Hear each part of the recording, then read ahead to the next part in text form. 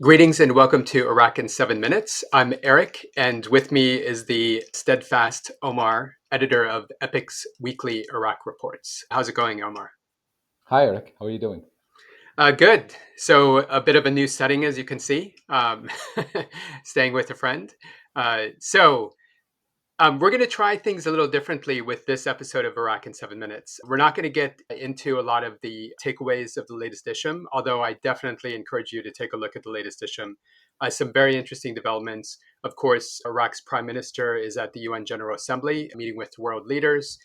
There's developments with the national census, with the KDP calling for it to be delayed in Kirkuk until implementation of Article 140 of the Constitution is first implemented, and some other very interesting developments. So definitely take a look at the latest report. But for this episode, we're going to dive right into the analysis, and we're going to try this a bit more of a conversational approach. So please leave comments. Let us know what you think of this new approach, and we'll consider it as we go forward with this show week to week. So let's get into the main topic of analysis. Militia attacks on Israel has increased along with increasing regional tensions. So, Omar, can you tell us a little bit more about what's going on? Sure. Yeah. The Iran-backed Iraqi militias have been launching infrequent attacks on Israel, usually using explosive drones and sometimes less frequently cruise missiles. They have been doing that since the war in Gaza began in October of last year. Often the frequency of these attacks is low. We see one or two claims of attacks per week. We saw a significant spike this week in the frequency and also in the scale of attacks. So around September 22nd, which comes just a few days after the operation in Lebanon, where the thousands of pagers and other communications devices had exploded, which is believed to be an Israeli intelligence operation, we saw the militias in Iraq escalate their attacks on Israel. We had at least a dozen reported attacks during the period between September 22nd and 26th. Those attacks involved both explosive drones and cruise missiles. And for the first time, actually, we see reports coming from Israel confirming that some of these munitions have actually made impact. There were at least two people who were injured near the port of Eilat because of one of these projectiles. So, first time that we have casualties. But it's also important in that the what the militias are expecting right now. They are expecting Israel to respond. So, when we talk about this escalation, what is the Iraqi government saying about it? In fact, the Iraqi government is saying nothing. As you mentioned, the Prime Minister, Mohammed Sudani, is in New York. He has not addressed the issue. Of course, he is talking a lot about what's going on in Lebanon, about what's going on in Gaza. He's been calling for a ceasefire, for an increase in humanitarian aid. And he's been warning about the risk of escalation. But his government has actually said nothing about the actions of the militias. In fact, if you go to the state media, the Iraqi media network, you will find no mention of these attacks these rocket and drone attacks that are happening.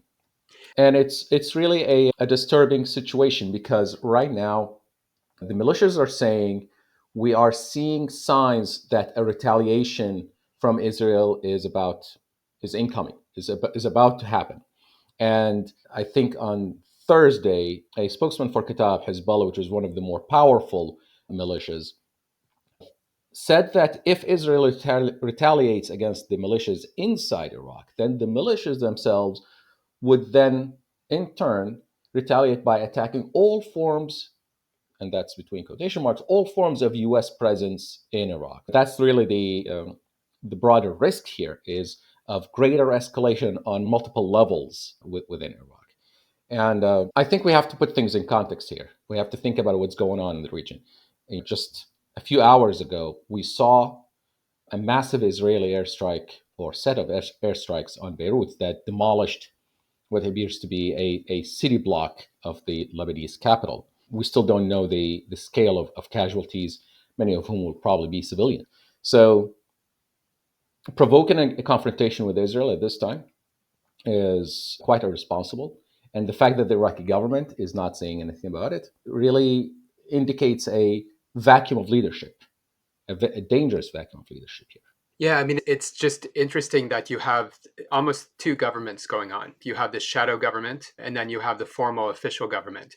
And even the way that the US, because Iraq being an ally, relates to Iraq is interesting because the US has provided military assistance, military equipment, training, and that engages the formal part of the Iraqi government, while at the same time, Iran-backed militias are receiving clearly equipment and support directly from Iran.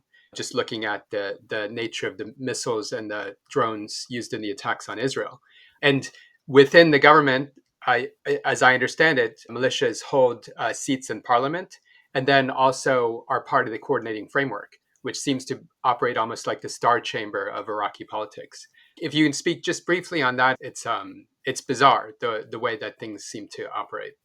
Yes, it is uh, a state of dual structures or parallel structures of governance, somewhat similar to what Iran has with the IRGC and the supreme leader being on one side and parliament and president being on the other side.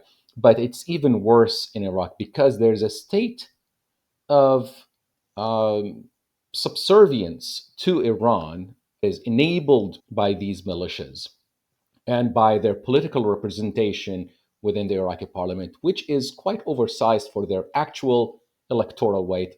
We remember that these factions were able to take over Iraq's parliament because Muqtada Sadr withdrew his representatives from parliament in the events that followed the last election and the violence that followed that election.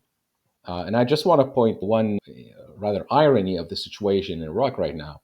Very frequently, hear Iraqi leaders talk about Iraq's interests or determination to not allow its territory to be used for attacks against other countries, and that's specifically used in addressing Iranian demands and also sometimes Turkish demands to crack down on dissident groups that attack Iran or attack Turkey from Iraqi territory.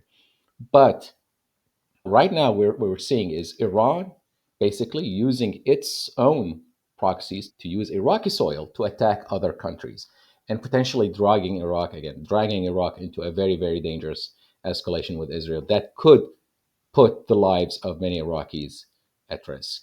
Yeah. Yeah, not necessarily operating in the best interests of Iraq, but operating on behalf of the interests of Iran. So thank you so much, Omar. Great analysis as always. You can get more news and analysis as well as the latest Isham report at enablingpeace.org. I also want to thank everybody who has signed up for tomorrow's 5K. Our team is now at 54, so we have met our goal of assembling the largest team ever for the Iraqi Children's Foundation 5K. So thank you so much for everybody who's signed up. And it's not too late. You can still sign up until tonight. So join us if you can. So if you value content like this, please be sure to like and subscribe. Let us know what you think about this new format, and we'll come back to you next week. Take care. Bye.